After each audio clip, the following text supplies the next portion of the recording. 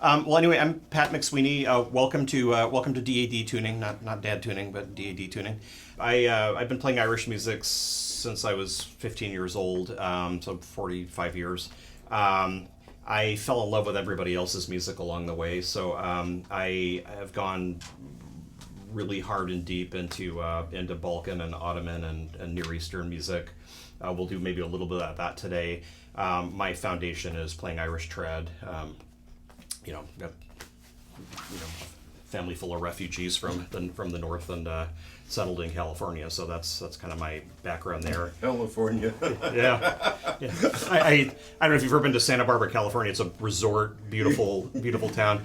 My grandfather was orphaned and sent to live with Catholic, mostly Spanish-speaking relatives in Santa Barbara, and and it was at the time like an undesirable, mission town and swamp, and nobody wanted to be there. And I'm like, we couldn't have held on to any property. I mean, I could have retired, as a teenager. You can't get a tool shed for under a couple $1 million there. Oh, jeez. So, well, anyway, on the top page, I just kind of talk a little bit about DAD tuning. These intervals, often DAD, but they go up and down depending on the singer and stuff. This is Greek bouzouki tuning. There's a modern Greek bouzouki with 4 courses that's tuned like a guitar down a step. That's only been around since the 50s. Greek bouzouki is DAD. So.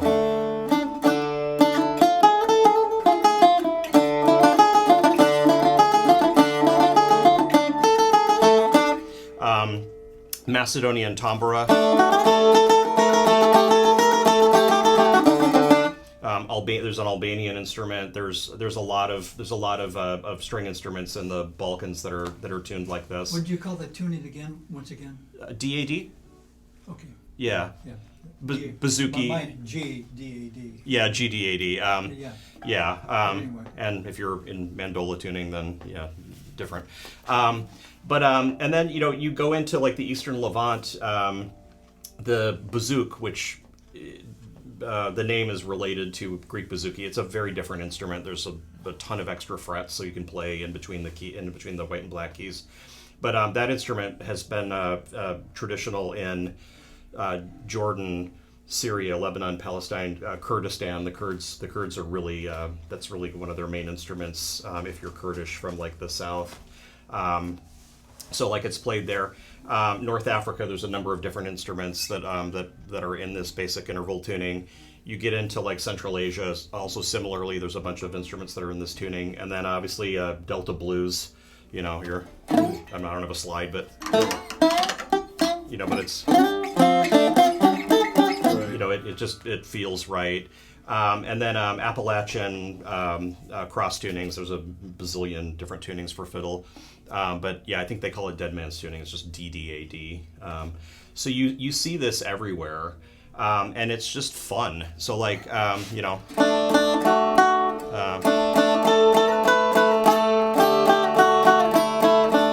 price of admission in this tuning is pretty easy because you can pick melodies out just kind of going linearly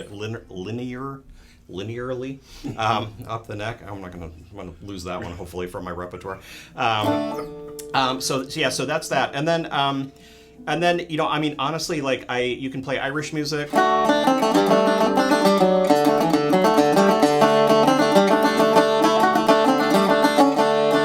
If you think about a lot of these cultures, bagpipes were the instrument. Violin came into Irish music. Later from the continental Europe, but the bagpipe had been there forever. And then when you look into Near Eastern music, Balkans and Anatolia and all this stuff, it's also either they've got their own bagpipes, so this just feels right, or they have combinations of the flute I played last night, kaval. They'll have one kaval player playing just a drone and the other one playing melody. Is that CAVAL? Kaval? K-A-V-A-L. K-A. Unless you're Romanian, in which case you just spelled it right, but everybody else spells it K. Okay. Southern Romanians spell it with a C. Yeah. But yeah, that'll typically be somebody playing a drone and then the other player playing melody. Zurna, which is played from the Wall of China all the way to Greece. It's a really, really loud shawm. but one person will just circular breathe a drone, nonstop while the other person plays melody. So like this drone thing is just, it's really old, across all of Eurasia, it's old. So that's what this tuning does? Yeah, this tuning, It so gives us the ability to have a drone. yeah, so like that's it, like, right, so like typical Irish jig.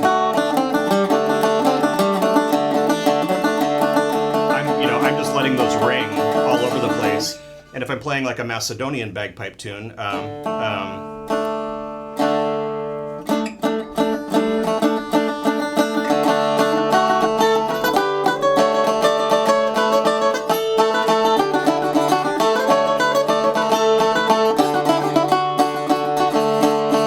so yeah, a lot of just drones. So I find this immensely satisfying to play, by myself or with others. But you don't really need anybody else because you're filling it in yourself. So we'll talk a little bit about chords. There is a chord sheet. There are a bazillion different chords here.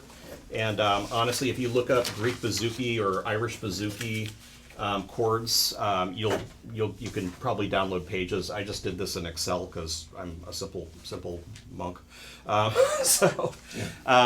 But like this is a D chord. If you're just playing the D-A-D strings, and I know we all have extras. You have an extra D. You have an extra. Or yeah, you're now D-A-D, eh?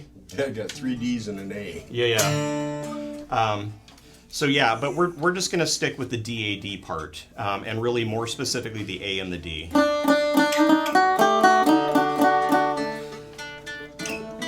But as far as chords go, if you're just playing your D-A-D, that's essentially a D chord without a third. So just an open. I'm just blocking the G string so it's not sounding, but that's your D chord. If you want to make it a full chord, you can hit the 4th fret on either of the D strings.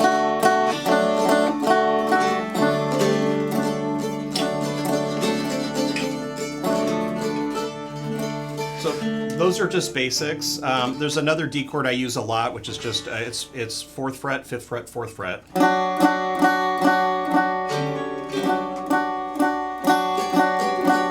It's essentially a D chord without a D because it's 2 F sharps and actually no, it is a D.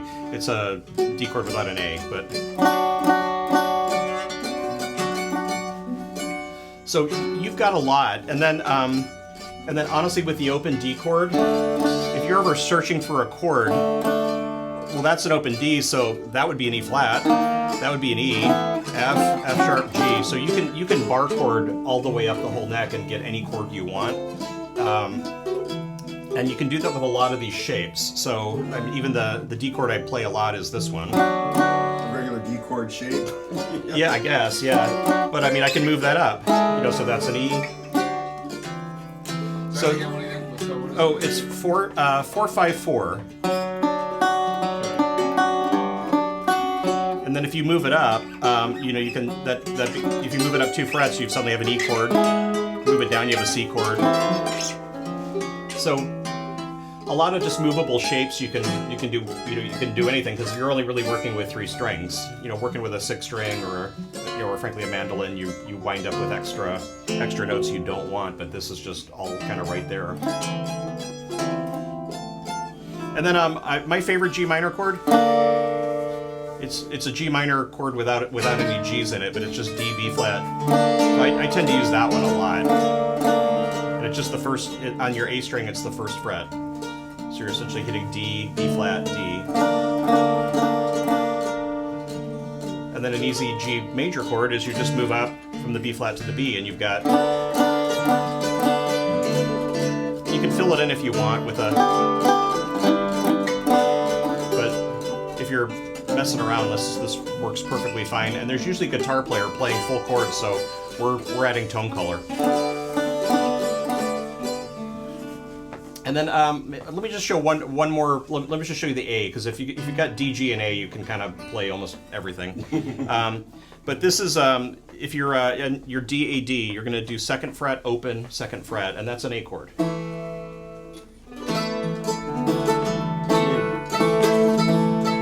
Yep.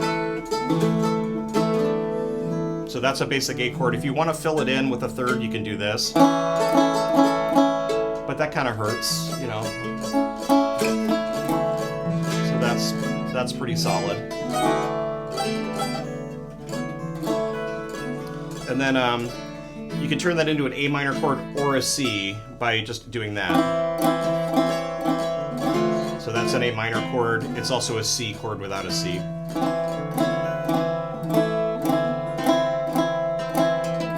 So it's 2nd fret, 3rd fret, 2nd fret.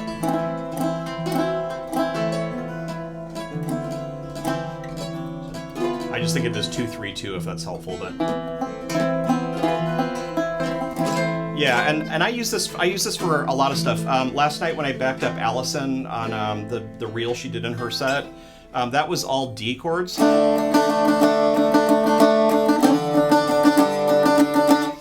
And then there was a C in there, and I almost always played the C like this. And occasionally there was an A minor that I would slip in, and I would, you know, it was the same shape. So I literally was just doing for all, you know, all four parts of Jenny's Welcome to Charlie, the tune she did last night. So a lot to work with here. Why don't we learn a simple melody, and we'll see how that goes. But any questions so far? I think the chord chart's more for reference. I don't know that you can incorporate it into the melody we're about to learn, but I'm mostly thinking we'll just learn a melody with big D drone stuff happening. So on page 3 of your missalette, there's La Deux Creole, and then below it is Tame Maquid, which is an Irish air, a really, really old Irish song.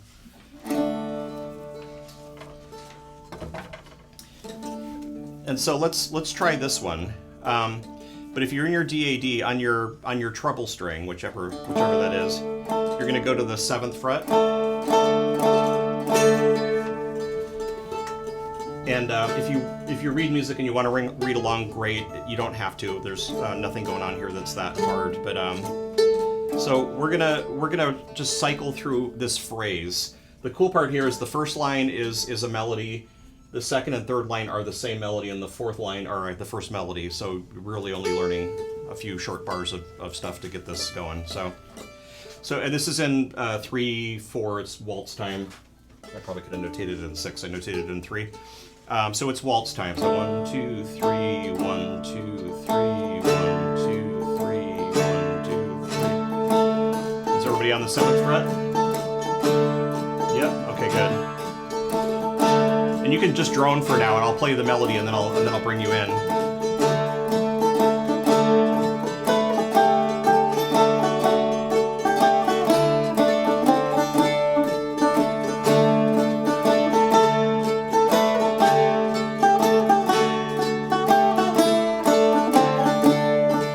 Time, and then we'll slow it down.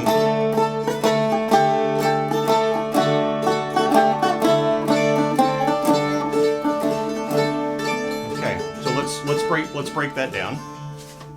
So you're doing 7th fret to 9th fret. So it's A to B.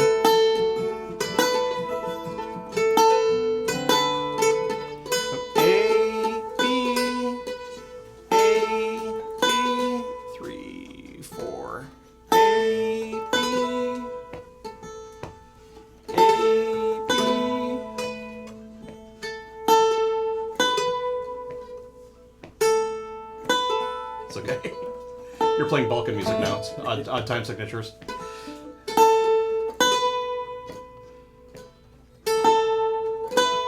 Cool. So we're doing dun, dun, dun, dun.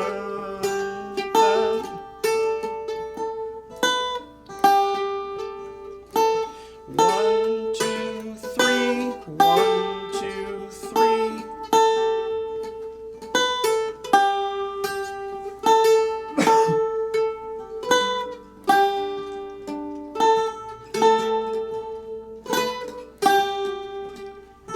Everybody clear? Maybe a little goofy, but we're good. Okay, so let's put that together. So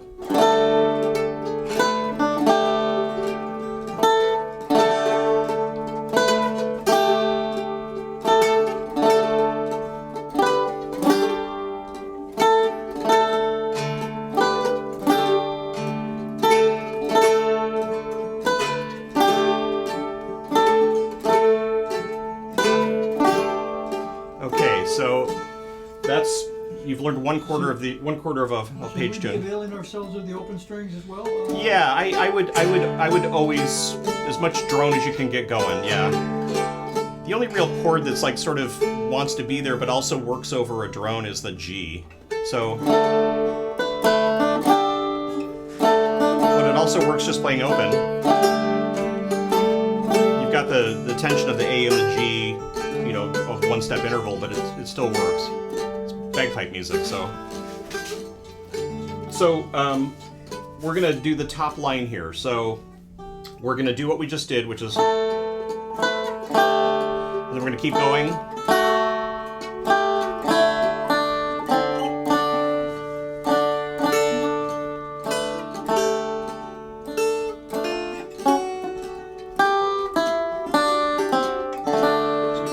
Let's just do that second part.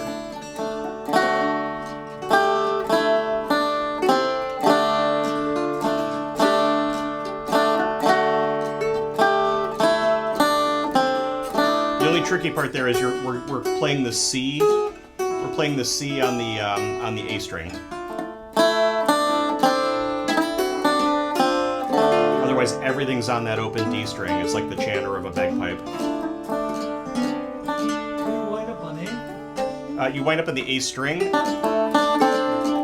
I go back to D, and I tend to slide up.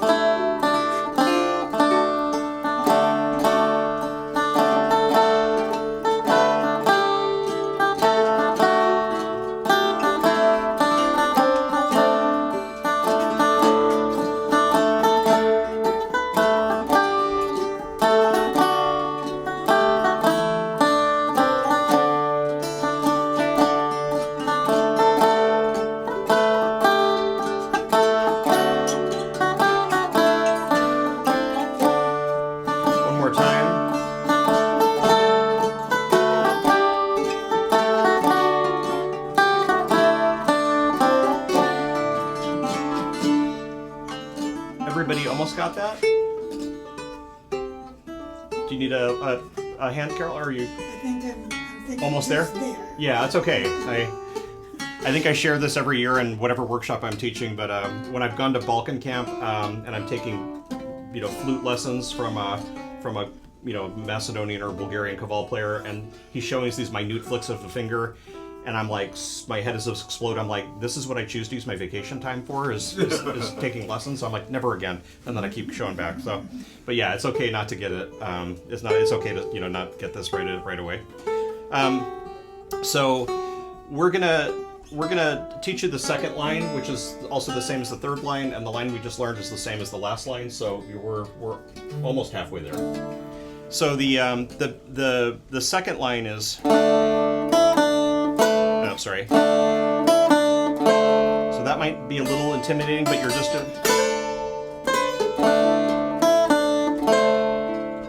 so we're playing one fret below your octave marker, if that's helpful. What's that? What note is that? C. It's C On the D. on the high string. I'm almost doing almost everything will be on the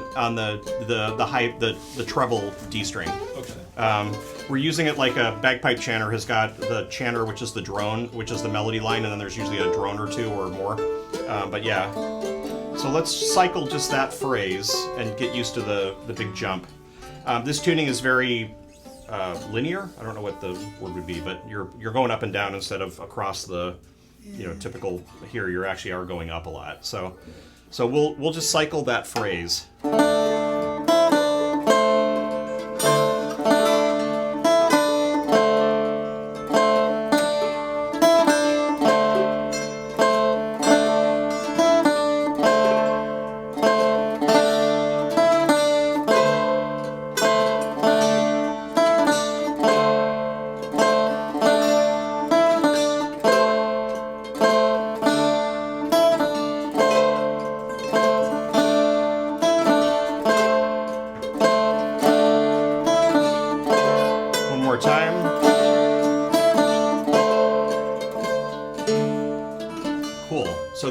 that's half of this line. So we're gonna go from here.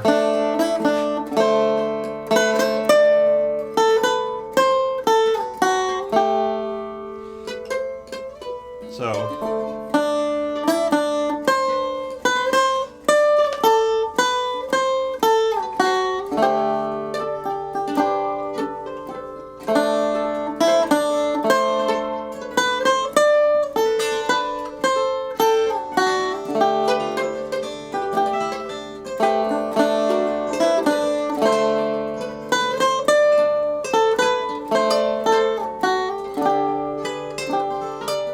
Jumping up high up is maybe intimidating at first, but I promise it gets easy. Also, this is Mixolydian mode. It's major, but it's got a C natural instead of a C sharp. So instead of the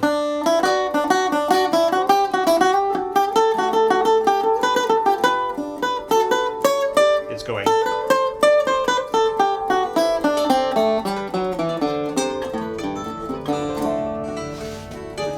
So if you're thinking major, the C sharp is just always going to be a C.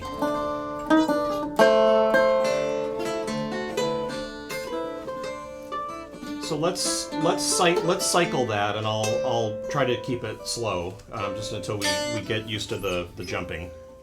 So 1, 2, 3, ready and go.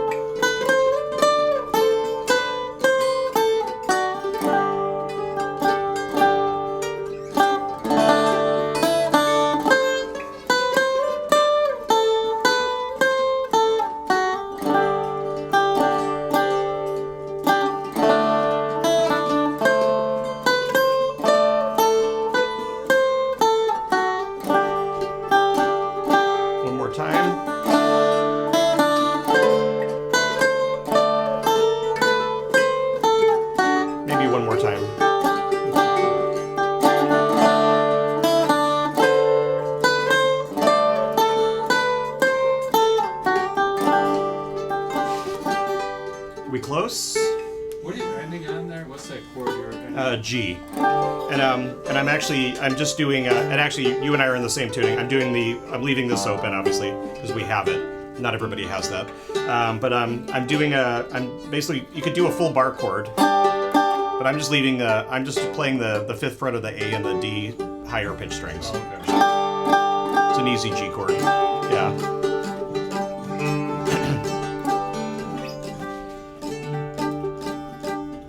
And honestly, if you play it without the chord, it's probably more traditional. So feel justified or vindicated if you don't want to play a G chord there. What was your point on that? To play the single voice only? Or? No, I mean you can, with bagpipes and stuff. I'm like it's just part of the music that like sometimes there's a little bit of conflict. So with an A drone, playing a G with an A drone seems like that's bad, but it really is. It's part of the sound. It's part of this. It's a little dissonance. Yeah, it's a little dissonant. Yeah, not overly so, but we'll maybe do a little more dissonant if we have time. But but this is so. Questions before we roll through this? You now know pretty much the entire piece. You can see there's little turnarounds at the end of each phrase, which you can frankly omit if you don't want to play them. But let's cycle through. So we're gonna play the opening melody that we learned, the little 4-bar phrase.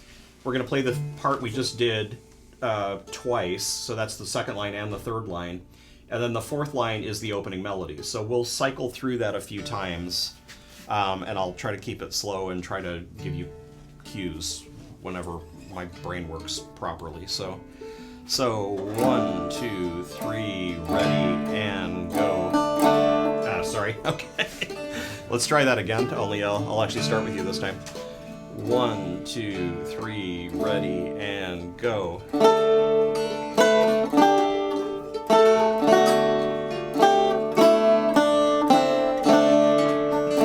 The next phrase.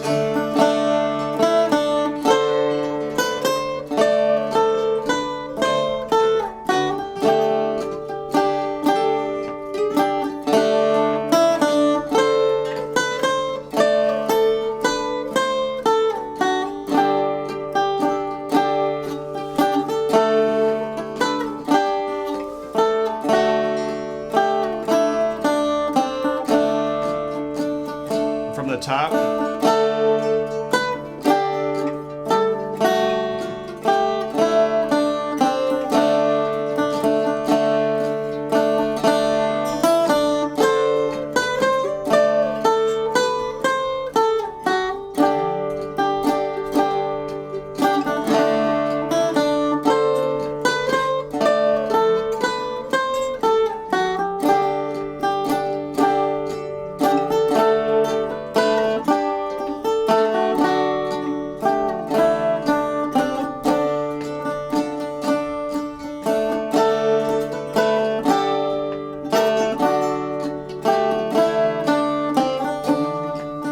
Second line.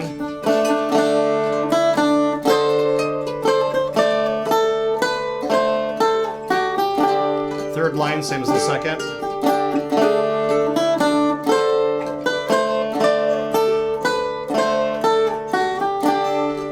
And then fourth line, same as the first.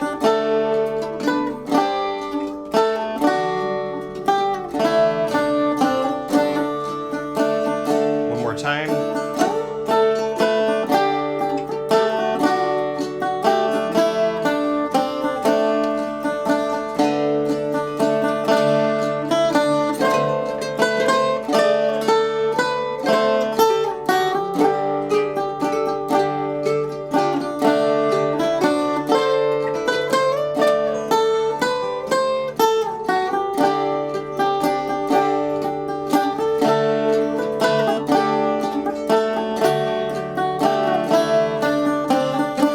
Last time through the whole piece.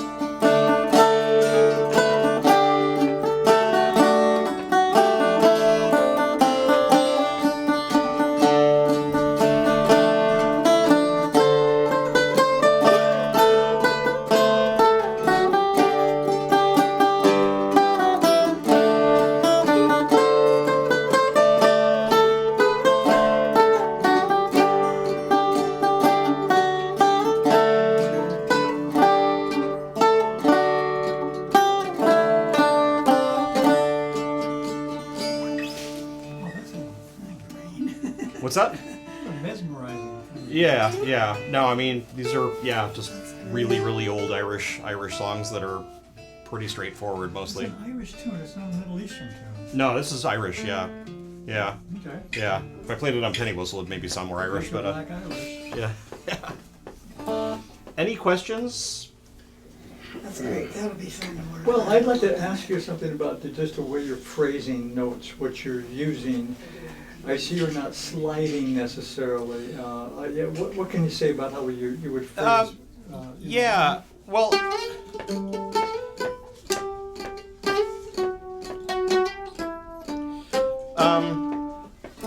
It depends on the music. So like when I'm playing old time music I play with a group called Sausage Grinder in Los Angeles, and we do straight up Appalachian, Ozark stuff, and I'm really slippery, Oh. Okay. I think I dismissed like Appalachian old time music for decades as like.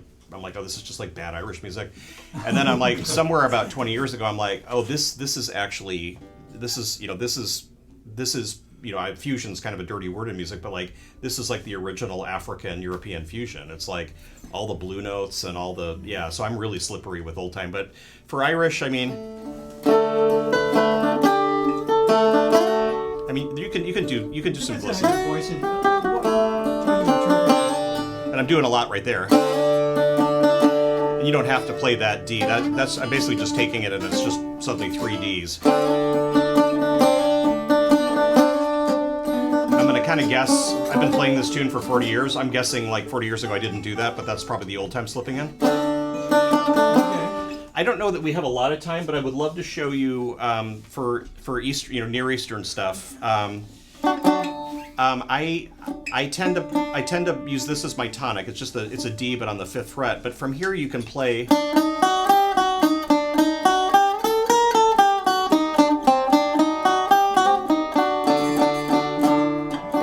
that's 5, 6. 5, 6, 4, 5. So 5, on the 6, 4, A string 5, 6.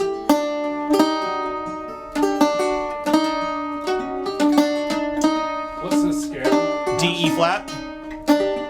Yeah, you could play it here. Oh, the full scale? Yeah, what's the scale of this? Okay, so How do you, what's the note? with this music, they don't think in terms of 8-note scales. So like, if you can kind of get that out of your head, they think in 4 and 5 note.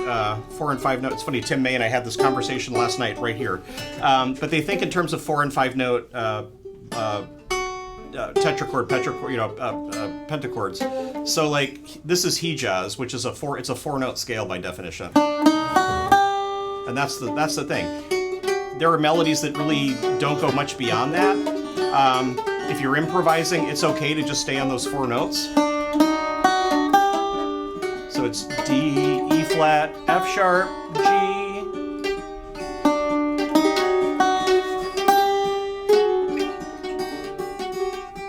So let me count us in, and we're just going to do those 4 notes up, and then once we get that, we'll do them up and down a few times. But so 1, 2, ready, go. D, E flat, F sharp on the next string, G, D, E flat, F sharp, G, D, E flat, F sharp, G, D, E flat, F sharp, G. One more time. I think everybody almost has it. One more time.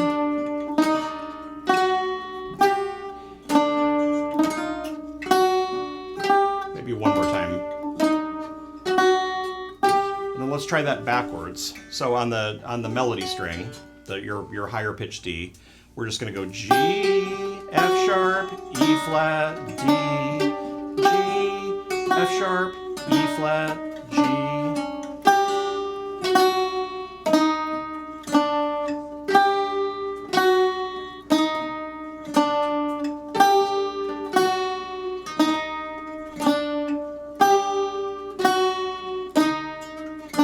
Now let's go. We'll do up. Da da da da da da da da. We'll do that. We'll cycle that a few times. So 3 and go and G, F sharp, going up, going down.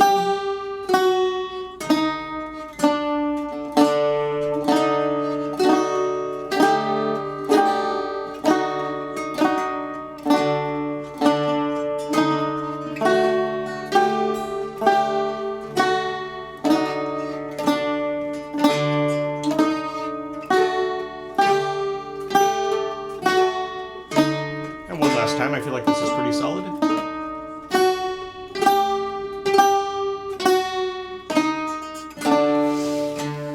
So that maqam, that little scale is called Hijaz. Getting into Balkan and Ottoman and Near Eastern stuff, klezmer music, Jewish Ashkenazi klezmer music from Romania, Moldova, Ukraine was sort of my gateway drug between Irish music and the hard narcotic of Balkan music. But you hear this in klezmer music all the time.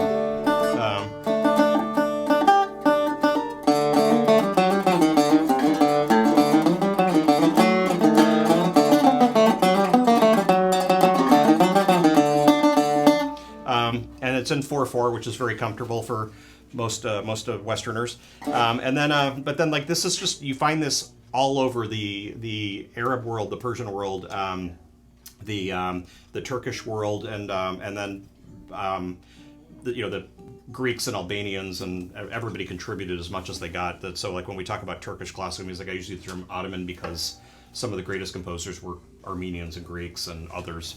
But this is like a really, really typical scale in this music. They also play minor and major and other things.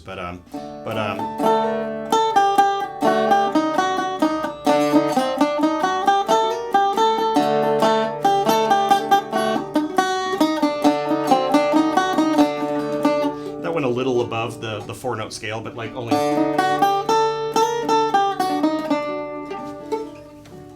So this is just a fun thing to slip into your practice. I find just the open D tuning and that scale is just really just noodling around until you get comfortable with it is kind of how you get into this music. And approaching Near Eastern music from Irish music, I thought it was all about the melody, and it's really not. Like they're like when you play with, I sometimes hear the word real ethnics, and I'm like, that just sounds weird to me. But when you play with like real Romani or Macedonians or Greeks, they might play the melody once or twice through, but then it's like over a over some sort of rhythmic drone. The takseems, the improvisations over that is like that's most of the music. They really don't. I shouldn't say they don't care about melody, but it's like, okay, we played the melody once, let's improvise now. So, and the improvisation in Near Eastern music and in this tuning, it's just generally over a D drone.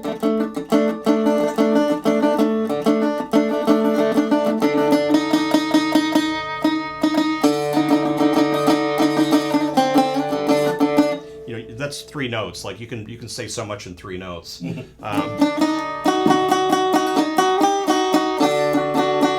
We don't really have time to learn it, but Santa is actually a Pontic Greek village along the Black Sea, and Dansi just means dance. But it's I'd say try that one at home. But it's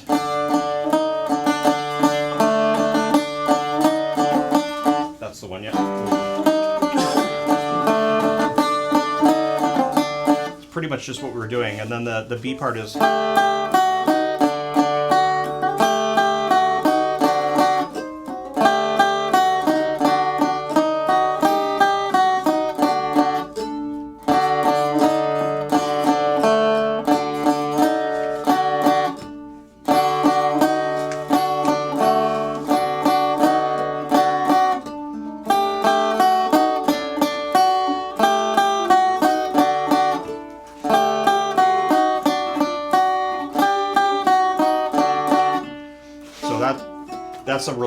I think that's a really great one to maybe start off with if you want to actually learn a melody in this. It's 4 bars and 4 notes, maybe 5 notes. So. Did you say the bouzouki has a similar tuning? Tuning. It's exactly this tuning. It is this. Yeah, the traditional Rebetica bouzouki it's 3 courses tuned DAD, and when the Irish went to Greece and brought back Greek bouzouki's and called them Irish bouzouki's for reasons that are inexplicable to everyone, they tuned it the same. And when they started to convert 4-course bouzouki's, which are a modern Greek invention, That's what I have. You have a Greek bouzouki? Yeah. So it's and it can't play it at all. well, and it's tuned like a guitar but down a step. So Yeah. I don't play guitar, but it's Gut string, steel string. steel. Yeah. Lauto, lafta, oud. These are all gut string, but bouzouki, bouzuk, Macedonian tambura. These are all steel string. Yeah. So traditional bouzouki only has 3 courses rather than 4? Yeah. Okay. Yeah. I think his name is Christos. I forget the guy's name. But anyway, there was a player in the 50s who he added a course. And it kind of took over because, Okay. it's... Well, now I know what to call that instrument. Yeah. I made one with 3 courses. Yeah. And I have a 3-course. I love it. I don't feel a need for the... Yeah. And I'm not going to learn guitar tuning at this stage of my life either. So. Okay. Yeah. Any other questions or comments? I think we're about to get kicked out. So I But guess we just have to figure out these notes. I mean, I would have to figure out what notes because of the changes. I'll have to.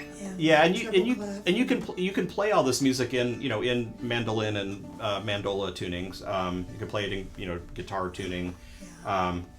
I was just. This makes it easier to do it this way. Or It's the drone. to me it sounds more traditional, you know, and it just like if we're gonna play Greek and Irish music on tenor guitar, because there's no tenor guitar in Greek or Irish music.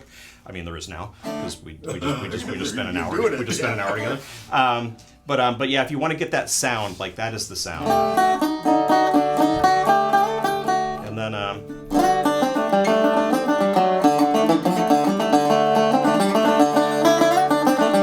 there's your yeah, that's yeah.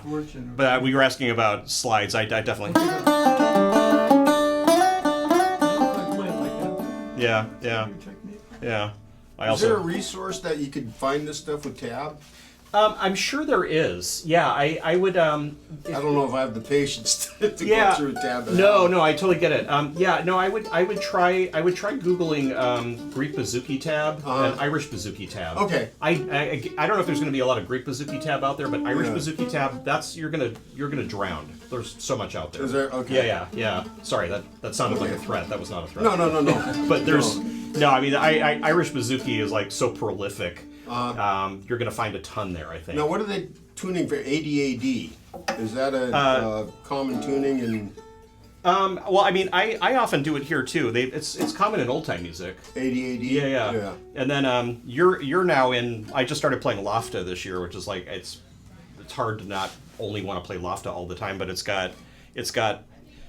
I can play there's frets for microtones. There's tied frets for microtones. So like Oh, wow. But you're in Lofta tuning, so it's DADA, which is kind of nice. Also, because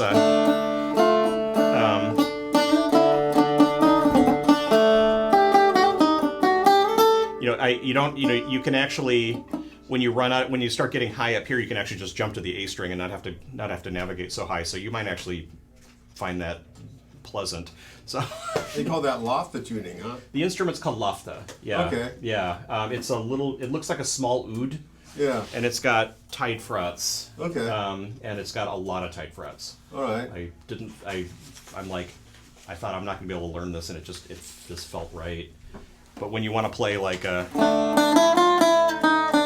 when you want to play in between those notes, I have like It has a I fret have 3 or there. 4 choices. Yeah. Okay. Yeah, how dark I want to get. So yeah.